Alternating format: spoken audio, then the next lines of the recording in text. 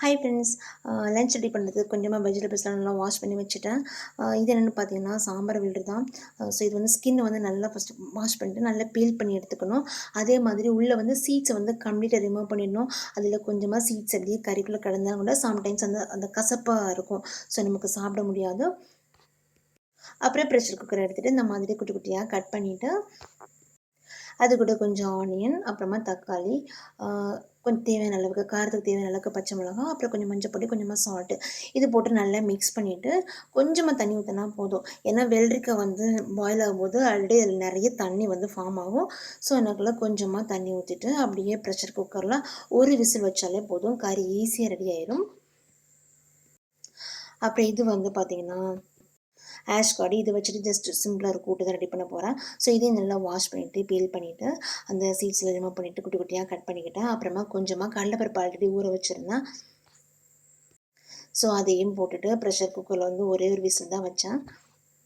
இதுக்கும் தண்ணி அதே மாதிரி தாங்க, லைட்டாக வச்சாலே போதும், தண்ணி நிறைய ஃபார்ம் ஆயிரும். ஸோ எனக்கு வந்து லைட்டாக வச்சுட்டுமே நிறைய தண்ணி ஃபார்ம் ஆச்சு. ஸோ நான் அந்த எக்ஸ்ட்ரா வாட்டரை வந்து அந்த வெள்ளரிக்காய் கறி வச்சு இல்லையா அது கூட கொஞ்சமாக ஊற்றிட்டு அந்த காயும் அப்புறம் தால் அதை மட்டும் எடுத்துக்கிட்டேன்.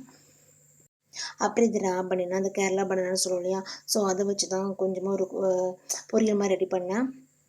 ஸோ வாஷ் பண்ணிவிட்டு ஸ்கின்னெல்லாம் நல்லா பீல் பண்ணிக்கணும். நம்ம ஸ்கின்னோடு போட்டோம் அப்படின்னா அப்படியே ஸ்கின்னெல்லாம் பிசு பிசுன்னு இருக்கும். அதே மாதிரி அந்த ஸ்கின்னில் வந்து எவ்வளோ கெமிக்கல்லாம் முக்கி வருதுன்னு தெரியாது.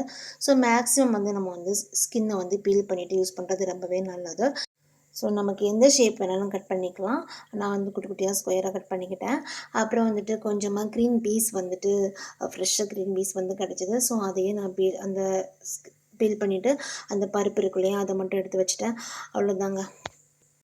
அப்புறம் ஒரு பேனை சூடு பண்ணி கொஞ்சமாக ஆயில் விட்டுட்டு கொஞ்சம் மிளகு, அப்புறம் வந்து கடுகு, உளுந்த பருப்பு இதெல்லாம் போட்டு கறி லீஃப்லாம் போட்டுட்டு அந்த காயையும் போட்டு நல்லா எண்ணெயில் ரோஸ்ட் பண்ணிட்டேன். இது வந்து வேக தண்ணி விட்டால் போதும். ஃபஸ்ட்டே நம்ம வந்து நிறைய தண்ணி விட்டக்கூடாது. சம்டைம்ஸ் இது ரொம்ப கொள்ளன்னு ஆகி போயிடும், நல்லாவே இருக்காது. ஸோ கொஞ்சம் கொஞ்சமாக தண்ணி விட்டுட்டு அது வேக வச்சா போதும். வெந்ததுக்கு அப்புறமா கொஞ்சமாக தேங்காய், அப்புறமா சால்ட்டு போட்டு இறக்கணும். அப்புறம் வெள்ளரிக்காய் கறி ரெடி ஆயிடுச்சு. ஸோ அதில் கொஞ்சமாக தேங்காய் அரைச்சி விட்டுட்டு அப்புறமா அதையும் கடுகு வறுத்து விட்டுட்டேன். அவ்வளோதான். அப்புறம் அந்த கூட்டு சொன்னேன் அதையும் நான் தாளித்து ரெடி பண்ணிட்டேன். அவ்வளோதான் ஃப்ரெண்ட்ஸ், சூப்பரான லஞ்ச் ரெடி ஆயிடுச்சு. ரொம்பவே சிம்பிளான சூப்பரான லஞ்ச் ரெடி ஆயிடுச்சு. ஓகே ஃப்ரெண்ட்ஸ், நீங்களும் இந்த மாதிரி ட்ரை பண்ணுங்கள்.